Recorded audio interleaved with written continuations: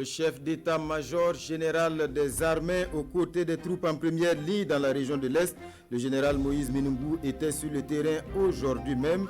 Objectif, galvaniser mais aussi rassurer quant aux dispositions prises pour un équipement adéquat des hommes afin de consolider les acquis de l'opération Otampoinou, compte rendu à suivre en début de journal. Sur le terrain également, le chef de file de l'opposition, Zéphirin Diabré, a fait le tour de quelques centres d'enrôlement des électeurs dans la capitale et ses environs, et partout le même message, la mobilisation et la vigilance pour barrer la route à toute tentative de fraude. Le point dans un instant. C'est l'une des conséquences directes du barrage de Samandeni, le boom du secteur piscicole. Les prix sont bonnes et c'est toute une filière qui se frotte les mains. C'est le cas notamment des revendeuses qui voient exploser leur chiffre d'affaires. Adjara Sanou est l'une d'elles, poissons frais ou fumés. Il y en a pour tous les goûts et comme vous allez le voir, les clients sont au rendez-vous. La France qui dénonce un jeu dangereux de la Turquie engagé aux côtés des forces du gouvernement d'union nationale basé à Tripoli. Emmanuel Macron pointe du doigt une ingérence contraire à tous les engagements et déplore au passage l'inefficacité de l'OTAN. C'était au cours d'un entretien avec son homologue tunisien qui redoute lui une partition de la Libye. Voilà pour la une de ce journal. Mesdames et messieurs, bonsoir et bienvenue. L'ambassadeur du Japon au Burkina fait ses adieux au président Roch Kaboré. Tamotsu Ikezaki est en fin de mission, l'occasion de faire le point de 3 ans de coopération entre les deux pays et le moins que l'on puisse dire, c'est que les motifs de satisfaction sont nombreux. On l'écoute à sa sortie d'audience. Moi, j'ai expliqué le bilan de la coopération de 3 années de mon mandat là. Et également, ce qui était inoubliable là, c'était la visite officielle de son Excellence Monsieur le Président et le Premier Dame de Faso au Japon. Et à cette occasion, son Excellence Monsieur le Président a bien réussi d'approfondir l'amitié. D'abord, l'amitié sincère avec notre Premier ministre et notre empereur. 3 années, c'est pas si court, mais c'est pas si long. Mais je suis convaincu que j'ai accompli ma mission. Je vous le disais en titre, le chef d'état-major général des armées aux côtés des troupes en première ligne dans la région de l'Est, le général Moïse Minungu, était sur le terrain aujourd'hui même. Objectif, galvaniser mais aussi rassurer quant aux dispositions prises pour un équipement adéquat des hommes afin de consolider les acquis de l'opération Otampoinou. D'un moment à l'autre, nous allons vous proposer le compte-rendu de notre reporter Draman Guéné. À présent, les chiffres quotidiens du Covid-19 à la date du 21 juin, on note 12 nouveaux cas confirmés, dont 2 cas importés et 10 cas de transmission communautaire, 9 à Ouagadougou et 1 à Bobo-Dioulasso, 2 guérisons et 0 décès, nombre de cas actifs 41. Et la bonne nouvelle dans ce contexte de crise sanitaire, c'est la concrétisation d'un engagement du président du Faso, 300 ambulances au profit des centres de santé, un premier lot de 185 véhicules sanitaires équipés pour le transfert d'urgence des patients est arrivé. C'est le chef du gouvernement qui a remis ce matin les clés aux responsables des collectivités bénéficiaires. Donc Bakouda, Marguerite Douagneau. Le Premier ministre qui remet ce matin les clés d'une ambulance au ministre de la Santé, qui les remet à son tour au gouverneur des régions. Le message est clair. Les ambulances promises par le chef de l'État sont désormais à la disposition des populations. Le projet d'acquisition de 300 ambulances du président du Faso se concrétise avec un premier lot de plus de 180 véhicules sanitaires qui est livré ce 23 juin 2020. Pour le chef du gouvernement, c'est un pas important qui vient d'être franchi dans les promesses d'amélioration de l'accès des populations aux soins de santé. Au-delà de cela, l'amélioration des plateaux techniques est en cours de réalisation également et vous avez constaté que le président du Faso a eu à rendre visite à la structure chargée de la radiothérapie dans notre pays pour la prise en charge des cancers des populations. Ça veut dire qu'il y a des efforts qui sont en train d'être faits. Nous savons que dans le cadre de l'application d'un processus de développement qui est un processus dynamique, il y a encore beaucoup de choses à faire. Et le gouvernement sous l'instigation et le leadership du président du Faso, travaillera à faire en sorte que les actions à entreprendre pour l'amélioration des soins de santé de nos populations puissent se poursuivre dans le temps. Les ambulances remises ce matin sont conçues et équipées pour le transport, les premiers soins, les soins intensifs et la surveillance des patients. Toutes les ambulances de type A, B et C disposent d'équipements complets et adaptés à une bonne assistance aux patients. Une répartition de ces ambulances a été faite suivant des critères qui tiennent compte de la vision du chef de l'État et matérialisée à travers le plan national de développement économique et social en son axe 2, consacré au capital humain, qui prévoit que l'accès aux services de santé de qualité est garanti à tous. Les véhicules sanitaires qui seront repartis entre les différentes communes du pays, les premiers responsables des collectivités territoriales saluent une action qui va sauver de nombreuses vies. Il y a effectivement des communes qui n'avaient pas d'ambulance. Et avec ce don, je sais que c'est une joie immense au niveau des populations. Parce que les évacuations seront faites allègrement vers les grands centres. Pour la répartition des véhicules, les ambulances de type A sont destinées au CSPS, CM et CMA. Les types SAMU, eux, iront au CHR, CHU et SAMU. Le dernier lot d'ambulances est prévu pour être remis d'ici à fin août 2020.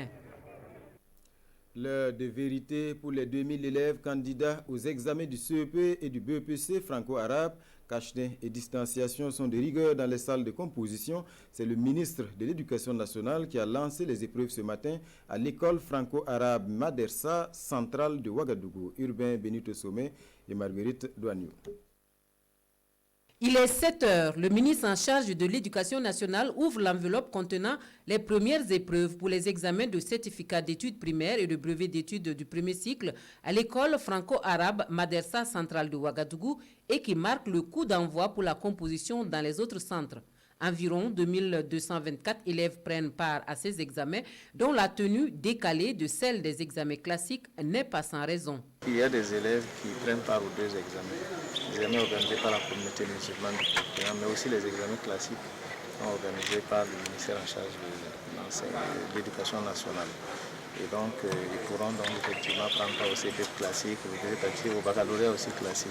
La communauté musulmane, depuis un certain temps, prend en compte les réformes du gouvernement burkinabé en matière d'éducation, ce qui a pour conséquence une meilleure harmonisation dans l'organisation des examens. Aujourd'hui, c'est la communauté musulmane, mais ce n'est pas seulement la communauté musulmane, l'ensemble des structures appartenant à la Fédération des associations islamiques du Burkina organisent un même examen.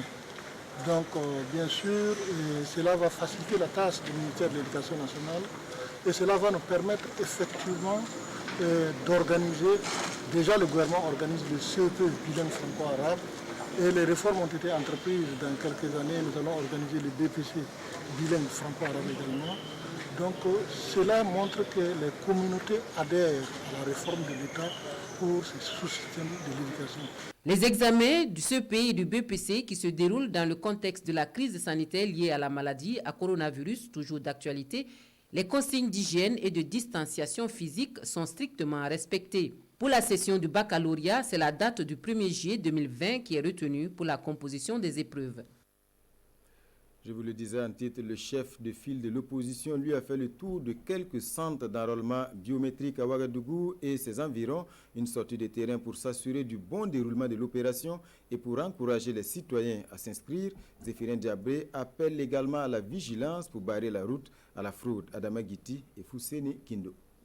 Au premier jour de la révision des listes biométriques ce 23 juin à Ouagadougou, le chef de file de l'opposition politique burkinabé veut s'assurer des bonnes conditions de l'opération. Les tentatives de fraude électorale déjà constatées à travers le transport de potentiels électeurs n'échappent pas à la vigilance de Zéphirin Diabré qui condamne fermement ces actes et en appelle à la mobilisation pour barrer la route à ces fraudes. Nous voulons demander surtout aux citoyens et aux citoyennes de ce pays-là de faire preuve davantage de vigilance. Si tu vois quelque chose, dis quelque chose. Si dans ton quartier, dans ton secteur, tu te rends compte que dans une maison, dans une boutique, dans un bar, il y a une opération pas très claire qui ressemble à de l'enrôlement, fait tout pour informer les citoyens honnêtes là, pour que nous ayons prendre le lieu d'assaut là et arrêter ça automatiquement. Parce que nous ne serons pas tolérants sur ce genre de choses à faire là. La démocratie se gagne dans la transparence. Vouloir utiliser des méthodes malhonnêtes pour gagner des élections, c'est des choses qui ne passeront pas au Burkina Faso. Et en venant ici ce matin et nous continuons demain, c'est aussi ce genre de message que nous voulons lancer. Les opérations pour la ville de Ouagadougou ont donc débuté ce 23 juin et s'étendent jusqu'au 9 juillet prochain. Elles vont concerner Ouagadougou et 6 communes rattachées à Ouagadougou. Bobo-Dioulasso et ses environs, dans la région des Hauts-Bassins, va également connaître cette opération. Tout autre chose pour poursuivre avec l'ouverture hier à Banfoura du cadre de concertation et d'orientation pour le dialogue État-secteur privé. C'est la 3e édition au centre des échanges, la question de la commande publique. Mané Kayen, Siriki Milogo et Karim Sissé. Et de 3 pour les rencontres régionales du cadre de concertation et d'orientation pour le dialogue État-secteur privé. Le top de départ de ces rencontres est donné ici à Banfoura par le ministre du Commerce, de l'Industrie et de l'Artisanat. Et pour l'édition de 2020, les participants à ces rencontres vont réfléchir sur le rôle de la commande publique dans la promotion du secteur privé. Pour des types de marchés, pour parler clairement, on soit obligé d'avoir recours à des multinationales alors qu'il est possible de le faire au plan national. Donc il faut que nous réformions davantage les outils de la commande publique pour permettre une orientation claire des marchés vers les PMI, PME locales qui ont la capacité de le faire individuellement, mais aussi de se mettre en groupement. Au bout des 8 jours que vont durer ces rencontres, les acteurs économiques devront aboutir à des résolutions pertinentes. La finalité étant que ces résolutions contribuent à une véritable promotion du secteur privé pour un développement de l'économie nationale. Nous avons les centres de gestion agréés, nous avons les centres de facilitation pour la construction. Donc ces différents outils, ces différents outils d'appui au secteur privé, avec le ministère et avec les autres départements ministériels, nous apportons donc des réponses. Donc, en fonction de ce qui s'est passé l'année dernière, nous allons évaluer et nous allons prendre donc de nouveaux engagements pour avancer. L'ensemble des conclusions qui sortiront de cette 3e édition des rencontres régionales du cadre de concertation et d'orientation pour le dialogue État-secteur privé serviront de boussole pour une amélioration du climat des affaires au Burkina Faso. Le ministre du Commerce qui a profité de ce séjour pour visiter quelques unités industrielles de la région des Cascades, Aruna Kabore s'est rendu notamment à la minoterie du Faso et au laboratoire Phytofla. Objectif constater, encourager et réaffirmer la volonté politique de créer les conditions pour un secteur industriel florissant. Manekayen, Siriki Milogo et Karim Sissé. Zéphirin Dakio explique minutieusement au ministre du Commerce, de l'Industrie et de l'Artisanat le travail effectué ici depuis plus d'une trentaine d'années. Nous sommes au laboratoire Phytofla de Banfoura, une unité de fabrication de médicaments pharmaceutiques à base de plantes locales. Nous avons introduit certains produits au niveau du Mali, au niveau du Niger, et nous sommes en train d'introduire certains produits au niveau de la Côte d'Ivoire également. Donc mon plus gros, vraiment ma grande ambition, c'est de produire des médicaments pour l'espace UMOA. Ça c'est ma grande ambition. Du laboratoire Phytofla, cap est mis sur la minoterie du Faso. Du constat, il ressort que seule la partie réservée à la fabrication de farine de blé est fonctionnelle. Les machines dédiées au maïs et à la transformation d'aliments de bétail, elles, sont à l'arrêt. Actuellement, avec le contexte de Covid, l'importation devient très difficile. Donc déjà, c'est une difficulté. Et deuxièmement, comme vous le savez, le maïs, nous l'avons ici actuellement. L'unité de transformation de maïs n'a pas été réhabilitée. Donc c'est une difficulté majeure parce que ça ne permet pas de diversifier nos produits. Le ministre promet qu'un travail de réhabilitation de la minoterie du Faso est prévu les mois à venir. Un travail qui impliquera aussi bien le gouvernement que le secteur privé. Dans le cadre de la relance économique, il est bon que ce type d'unité industrielle, dans une collaboration parfaite entre l'État et le secteur privé, que nous arrivons à relancer les activités. Parce que la demande est là, c'est des camions qui attendent. C'est même très souvent, pour les aliments de bétail, c'est de l'encaissement qui est fait à l'avance et on n'arrive pas à livrer à temps. Donc il y a une forte demande, malheureusement, il y a un travail achevé, c'est celui de la réhabilitation donc, de la maïserie et bien entendu la partie aliments de bétail. C'est un prélude à l'élaboration des projets pour la relance économique proposée par le président du Faso que cette sortie de terrain a eu lieu. Les difficultés recensées dans les cascades seront prises en compte dans le plan de la relance économique, foi du ministre du Commerce, de l'Industrie et de l'Artisanat. C'est l'une des conséquences directes du barrage de Samandeni, le boom du secteur piscicole. Je vous le disais, les prix sont bonnes et c'est toute une filière qui se frotte les mains. C'est le cas notamment des revendeuses qui voient leur chiffre d'affaires exploser. Adjara Sanou est l'une d'elles. Poissons frais ou fumés, il y en a pour tous les goûts et les clients sont au rendez-vous. Lamine Karantao et Karim Sissé. Du poisson fumé, on en trouve ici en permanence pour toutes les bourses. Nous sommes dans l'unité de transformation de poissons de Adjara Sanou. Une unité qui s'est vite agrandie avec l'ouverture du barrage de Samandeni. Avant, on s'est débrouillé et puis on faisait un peu, mais comme les barrages sont ouverts là, le travail a augmenté maintenant. On peut fumer ça beaucoup et puis on donne ça aussi en grossiste. Toutes les espèces de poissons peuvent être fumées. Mais un accent particulier est mis sur les espèces comme la carpe et le silure. Pour ce qui concerne les autres espèces, il faut une commande spéciale. Les poissons fumés, les kilos, là, on donne ça à 3000 les kilos. Silure 3000, carpe souvent 2500. Si c'est les capitaines et puis cheval, là, vous avez payé ça, les frais, là, et puis on va fumer. Sinon, comme ça, c'est cher, là, on ne peut pas fumer et puis déposer. Adjara Sanou et ses sœurs disposent dans leur unité d'une douzaine de fours.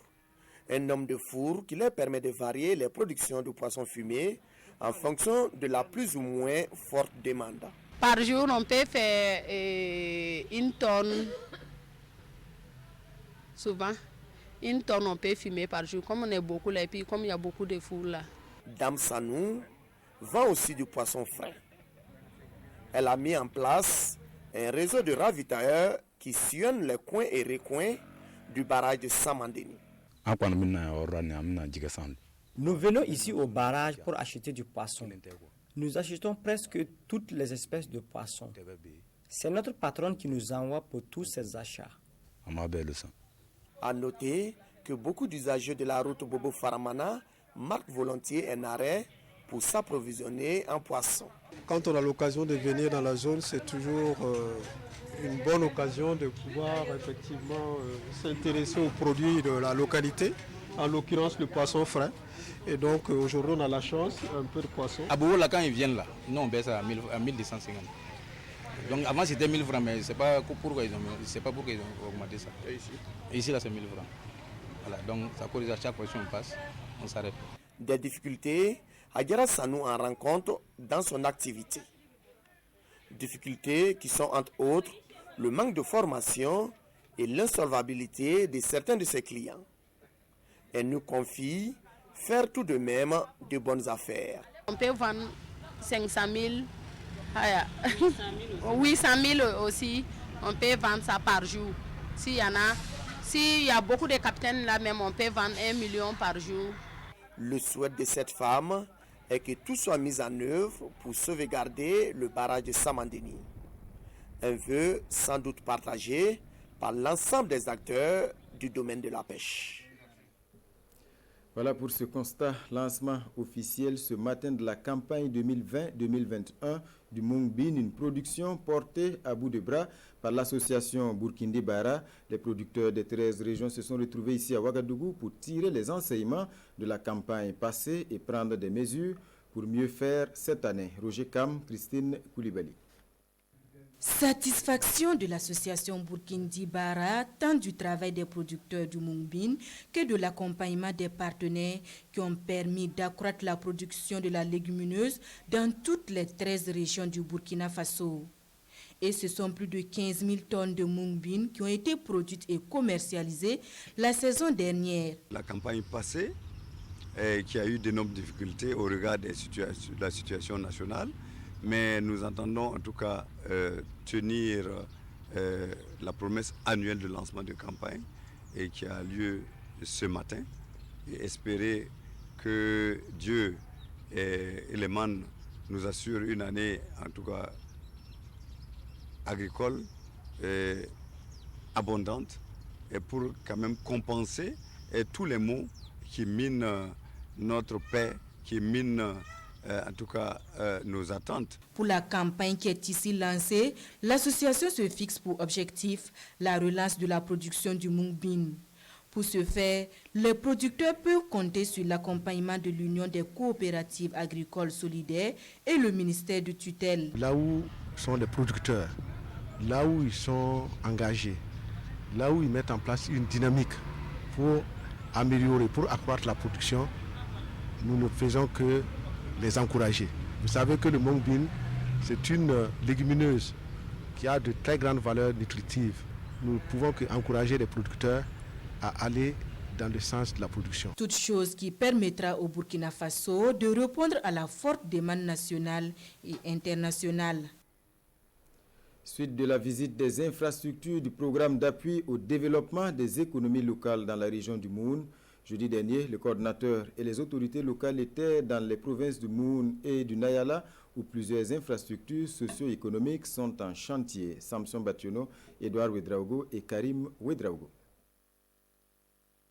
Des boutiques de rue, des marchés modernes, des aires de stationnement, ce sont entre autres des infrastructures construites par le programme d'appui au développement des économies locales PADEL au profit des collectivités territoriales. De Kériba à Toma en passant par Dédougou, Gassan et Kouyi, le coordonnateur du PADEL constate de visu le niveau d'avancement des réalisations. Globalement, on est satisfait de ce qui est fait sur le terrain. On a constaté en tout cas que les entreprises sont suffisamment avancées, elles sont au stade des finitions. Et on est aussi satisfait à cause de la qualité des travaux qui sont livrés. On se rend compte en tout cas que ce sont des travaux de qualité. Mais néanmoins, comme l'œuvre humaine n'est pas parfaite, vous avez dû constater que sur une infrastructure à Kouyi, il y a des insuffisances qui ont été relevées. Elle a pris l'engagement en tout cas de pouvoir rattraper ces retards-là et de corriger les insuffisances pour qu'on puisse aller de l'avant. Aller de l'avant, c'est également le souhait des conseils municipaux bénéficiaires de ces infrastructures. On avait déjà 75 boutiques au marché. Cette fois-ci, du coup, on a 41 boutiques qui fait 5 000 par mois. C'est un budget consistant que nous recevons dans notre budget communal pour réaliser nos besoins dans la commune. Et je suis satisfait personnellement de la construction. C'est vraiment un projet que nous tenons à cœur et la diligence avec laquelle et le sérieux avec le travail a été fait, vraiment je ne peux qu'être satisfait. Et c'est là même justement je vais interpeller, mais lancer un appel aux populations que nous puissions bien entretenir ce joyau. Plus de 5 milliards de francs CFA, c'est le montant déjà engagé par le PADEL dans la région de la Boukou du Mouhoun pour renforcer les économies locales. 60 bougies pour la paroisse Sacré-Cœur de Gawa. Pour les fidèles catholiques et les autorités religieuses, c'est une belle occasion pour rendre grâce à Dieu. Ce dimanche, la messe avait donc un cachet particulier. Kassoum Tony, Romial, Patrice Toé. Les chrétiens de la paroisse Sacré-Cœur de Gawa célèbrent les 60 ans d'existence de leur église famille. Cette paroisse a vu le jour le 1er janvier 1960 sous l'initiative de Monseigneur André Dupont. En 1959, Monseigneur André Dupont a quitté Bobo, il est venu à l'improviste à Kamti et il a dit à un des pères qui s'appelle Maurice Loras de venir ici à Gawa pour fonder donc la nouvelle paroisse. Et le 1er janvier 1960, il y a eu la création de la paroisse de Gawa. À l'occasion de ce 60e anniversaire, les autorités religieuses invitent les fidèles à poursuivre l'action d'évangélisation entamée par les tout premiers chrétiens et surtout à être des artisans de cohésion sociale. Dans l'action de grâce, je dis, il faut quand même que nous puissions grandir dans la dévotion au Sacré-Cœur. La dévotion au Sacré-Cœur, c'est vivre dans l'amour. Le cœur sacré de Jésus, c'est pour dire l'amour que Jésus a eu pour nous. il s'est donné jusqu'au bout. Alors de la même manière, les chrétiens doivent se donner jusqu'au bout, en s'aimant les uns les autres. Fidèles chrétiens de la paroisse ont loué le Seigneur pour toutes les bénédictions et les grâces reçues. Nous rendons grâce à Dieu pour ce qu'a été ses 60 années de vie, pour toutes les grâces reçues. Nous continuons de le prier, de bénir cette paroisse, de bénir ses fils et filles. Cette célébration eucharistique a été l'occasion pour une vingtaine de chrétiens de recevoir le sacrement de baptême. On reste dans le domaine de la religion pour cette information. En bref, il n'y aura pas de grand pèlerinage à la Mecque cette année. Face au Covid-19, les autorités saoudiennes ont tranché. L'accomplissement du 5e pilier de l'islam sera réservé uniquement aux personnes résidant déjà sur le territoire. Nabat Tigré, 28e roi de Tenkodogo, entre dans l'éternité, immortalisé par une statue, un buste imposant qui trône désormais au palais royal. La statue a été dévoilée ce week-end en présence du ministre de la Culture, Tanga Kafando. La statue de Nabat Tigré, 28e diman du Zongran Tenga, trône majestueusement au palais royal de Tenkodogo. L'œuvre dévoilée à cette cérémonie est de l'artiste Ki Sidiki, commandé par le ministère de la Culture, des Arts et du Tourisme, sur requête de la Cour. Dans le cadre de la valorisation de certaines personnalités qui ont marqué l'histoire de notre pays, il a paru opportun au gouvernement d'accompagner cette initiative de la Cour royale de Tenkodogo qui a voulu inscrire dans une sorte d'éternité le visage de Nabat Tigré, 28e roi du Zongran Tenga. L'idée étant qu'il constitue finalement une sorte de repère pour cette jeunesse. Mais nous avons profité de cet espace dans la vision du président du Faso pour inviter à plus de cohésion sociale parce qu'il y a contribué aussi ce roi. Pour Nabat Yimpolé, 30e diman du Zongran Tenga, c'est un honneur et un symbole de reconnaissance à un roi rassembleur. Qui garde en mémoire son père, garde en mémoire son grand-père. Nabat Sigri a été un roi rassembleur et tous ceux qui l'ont connu se souviennent encore. Nous sommes reconnaissants au gouvernement qui a permis de l'immortaliser par cette statue. Nous demandons à Dieu et aux membres des ancêtres de fortifier nos gouvernants et de donner la paix au pays. La cérémonie, parrainée par Raymond Balima et présidée par le ministre de la Culture, Abdul Karim Sango, a été l'occasion de prêcher le vivre ensemble et de magnifier le parfum de bonne odeur qui règne dans le Boulgour. On reste à Tenkodogo où le week-end décidément a été festif. La fête de la musique a réuni sur scène plusieurs grosses pointures de la musique burkinabé. Une soirée dénommée Musique Wakato, ambiance riche et colorée. Le public n'a pas boudé son plaisir. Hassan Gebré et Tanga Kafando. Après plus de 3 mois de confinement, ils sont contents de retrouver le micro, la chaleur du public et ça se voit sur scène. Flobi, Awaboussim, Maria Bissongo, Enis Goula,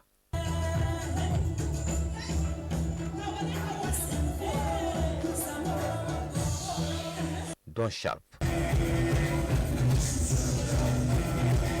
Ce sont les grosses pointures de la musique burkinabé qui ont animé la soirée dédiée à la musique, célébrée ici sous la version Musique Wakato. Pour les promoteurs de la soirée, c'est une première édition à l'improviste, mais le défi a été relevé. Musique Wakato, il est né à 16 jours. Ok, et lorsque nous avons vu que le ministère venait à Tenkodogo ici pour dévoiler le bus, j'ai proposé à monsieur le ministre avec son accord aussi, mais pourquoi vous êtes là la veille de la fête de la musique à Tenkodogo, pourquoi ne pas faire une fête de la musique? Et il a accepté. Le ministre en charge de la culture, parrain de la cérémonie, a également apprécié l'énergie déployée par les artistes, visiblement contents de tourner progressivement la page du Covid-19 au Burkina Faso. Durant 3 heures top chrono, nous avons été entretenus rien que par des artistes burkinabés qui aujourd'hui, j'allais dire, sans fausse modestie, sont capables de rivaliser sur l'ensemble des scènes internationales. C'est une très bonne chose. Je voudrais leur témoigner en tout cas de l'encouragement et de l'accompagnement du gouvernement. En plus des ténors qui ont tenu le public en haleine, d'autres voix montantes ont également apporté les touches et rendez-vous a été donné l'année prochaine selon les promoteurs dans la ville qui accueille les festivités du 11 décembre prochain. Voilà, cette fois, c'est la bonne. Je vous le disais, le chef d'état-major général des armées, aux côtés des troupes en première ligne dans la région de l'Est, le général Moïse Minungou était sur le terrain aujourd'hui même. Objectif, galvaniser mais aussi rassurer quant aux dispositions prises pour un équipement adéquat des hommes afin de consolider les acquis de l'opération Otampoinou. Draman Guéné. 6 heures du matin, le général Moïse Minungou est à bord d'un aéronef avec ses hommes. Direction l'Est pour galvaniser les troupes au front. Première escale, Fada, au 34e régiment interarmes. Face au chef d'état-major des armées, le colonel Moussa Diallo et ses hommes. C'est lui, l'homme de l'action, le chef des opérations tactiques. Le patron des armées encourage les hommes. Bientôt, il y aura un programme pour justement ramener ses frères égarés là à la raison. Le général Minungou se prête après aux questions de la troupe. Tout ne peut pas être abordé, le chemin reste encore long. S'il y a des préoccupations, vous faites remonter, on s'occupera, si on peut faire quelque chose, on le fera avec eux. Cap sur le détachement de Madouari dans la Kompianga. C'est l'un des acquis de l'opération Otampoinou. Le poste est installé après la mise en déroute des assaillants. Depuis lors, il a pour mission de surveiller cette zone frontalière à l'entrée du parc W. Les hommes du lieutenant Abdul Karim ont déjà essuyé des tirs de mortier, mais maîtrisent tout de même la situation. Les choses se mettent en place petit à petit. Et grâce à Dieu, moi je sais que ça va aller. La mission du général Minungou se dépose ensuite à Ougarou, au poste de commandement de l'ensemble des détachements. Implanté en pleine brousse, c'est la base d'appui consolidée commandée par un officier supérieur, le colonel Sié Kambou. Ici, l'ambiance est exceptionnelle. Des échanges de vérité qui confortent le moral. Avant la fin de l'année, ces hélicoptères d'attaque là, il y aura 2 à Fada ici, 2 à Kaya et 1 à Bobo. Dernière escale, Tawalbougou. Cette gendarmerie détient un triste record, 4 attaques enregistrées. Les éléments qui ont tout de même fait des victoires. Ils présentent ici leur butin au chef d'état-major général des armées, ce qu'ils ont pu retirer de l'ennemi. Ce fut vraiment l'occasion pour le grand patron de l'armée de toucher du doigt les réalités que vivent les hommes sur le terrain et surtout dans le cadre de l'opération en cours. Et je puis vous dire que les hommes du terrain que nous sommes, nous avons vraiment été très honorés par cette visite. Après Otampoinou, l'armée a changé de configuration. Le commandant du groupement central des armées est détaché ici dans l'Est avec résidence. Le colonel-major Oumarou Sawadougou gère cumulativement l'état-major tactique numéro 2, le bataillon antiterroriste et le groupement central des armées. Nous sommes déployés en état-major tactique. Je suis moi-même le chef d'état-major, le chef de l'état-major tactique. Donc, ce qui rend le chef d'état-major d'armée. Ensuite, nous avons, j'ai un adjoint, j'ai un état-major avec moi. Au niveau des secteurs, nous en avons 4. Les commandants des secteurs, c'est des gens qui ont quand même fait le diplôme supérieur, ce qu'on appelle l'école de guerre en jargon militaire. Ils sont secondés par des commandants de base les plus consolidés et ces bases sont commandées par des officiers et au moins le niveau diplôme d'état-major. Nous avons des détachements qui sont commandés par des capitaines ou des lieutenants. Ce sont des réalités du terrain que le chef d'état-major général des armées est venu constater dans la peau d'un soldat. Beaucoup de satisfaction au bout de la mission. Les hommes sont déterminés, ils sont prêts à combattre malgré les conditions difficiles. Il y a quelques problèmes qui posent, mais dès que nous arrivons, nous allons voir les problèmes que nous pouvons résoudre, on va le faire immédiatement. Vous avez vu que sur place, il y a des solutions qui peuvent être trouvées. Et j'ai dit, jusqu'à samedi, vous pourrez vérifier, il y a des solutions qui seront trouvées. Mais il y a d'autres problèmes, je ne peux pas les résoudre tout de suite. Mais en tout cas, nous sommes dans la dynamique de résolution de ces problèmes-là. Donc, ce que je peux dire, en tout cas, les doléances qu'ils ont posées, en tout cas, nous ferons tout pour satisfaire, parce que, vous voyez, quand quelqu'un n'a pas ce qu'il veut pour combattre, c'est difficile. Mais quand vous lui avez donné les moyens pour combattre, c'est avec fierté qu'il le fait. Et nous savons que quand on fait quelque chose avec fierté, on le fait bien. À toutes les étapes de la tournée, le général Minungu et sa délégation ont rencontré à huis clos les chefs de détachement. Ils leur ont promis de lendemain meilleur avec plus de moyens de combat. Actualité hors de chez nous, à présent, la France dénonce un jeu dangereux de la Turquie engagé aux côtés des forces du gouvernement d'union nationale basé à Tripoli. Emmanuel Macron pointe du doigt une ingérence contraire à tous les engagements et déplore au passage l'inefficacité de l'OTAN. C'était au cours d'un entretien avec son homologue tunisien qui lui redoute une partition de la Libye. Emmanuel Macron et Kais Saïd sur la même longueur d'onde concernant la Libye. Le président français recevait son homologue tunisien à l'Elysée lundi. Saïd a dit craindre à terme une partition de la Libye qui serait un danger pour toute la région et Macron a dénoncé l'ingérence de la Turquie en Libye. Je considère aujourd'hui que la Turquie joue en Libye un jeu dangereux et contrevient à tous ses engagements pris lors de la conférence de Berlin. Emmanuel Macron a aussi dénoncé l'inefficacité de l'OTAN dont fait partie la Turquie. Récemment, selon Paris, des bateaux turcs ont menacé d'ouvrir le feu sur une frégate française engagée dans une mission de l'OTAN en Méditerranée. Et lorsque je regarde ce qui a été fait la semaine dernière sous commandement OTAN au large de la Libye, je considère que c'est inacceptable. Et je vous renvoie à mes déclarations de la fin d'année dernière sur la mort cérébrale de l'OTAN. Je considère que c'est l'une des plus belles démonstrations qui soit. La Libye est plongée dans le chaos depuis la chute du régime de Mouammar Kadhafi en 2011 après une révolte populaire et l'intervention de la France de Nicolas Sarkozy. Depuis 2015, une lutte de pouvoir oppose le gouvernement d'union nationale reconnu par l'ONU au maréchal Haftar qui dit tenir sa légitimité du Parlement élu. Voilà, mesdames et messieurs, ainsi s'achève ce journal, mais ne bougez pas, tout de suite à 21h, Simon Gongo vous retrouve en direct pour une émission sur la contribution des populations à la lutte contre l'insécurité. À 23h, la dernière édition avec Amandine Lalsaga. Bonne suite de programme.